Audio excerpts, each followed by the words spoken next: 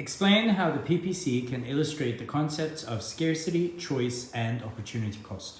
So the first step is you want to turn this question into a statement. Think of it as a thesis statement. You can say something like, the production possibilities curve can be used to illustrate several concepts, for example, scarcity, choice, and opportunity cost. This is a great simple thesis statement to start your essay with.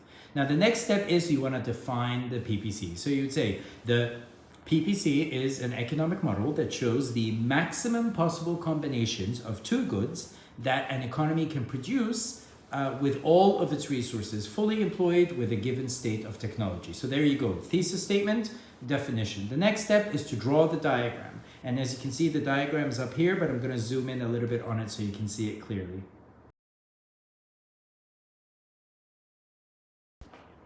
All right, so there you go. You just saw the diagram and it's also up here. So you've got points A, B, C, D, E, and then you've got point F, which is inside the curve, and point G, which is outside the curve. So how can you use the PPC to illustrate those concepts? So back to writing the essay. You can say the production possibilities curve can illustrate the concept of scarcity because there are combinations of the two goods that are unattainable. For example, on the diagram, point G shows a combination of microwave ovens and computers that is unattainable given the current amount of resources and state of technology.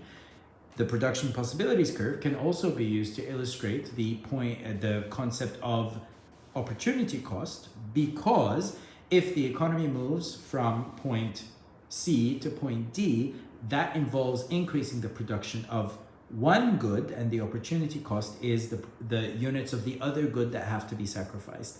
Lastly, the production possibilities curve can be used to illustrate the concept of choice because there are many different possible combinations of the two goods, in this case microwave ovens and computers, like point A, B, C, D, E, and even point F inside the curve. These are all possible combinations, and the economy has to somehow choose the best possible combination from society's point of view.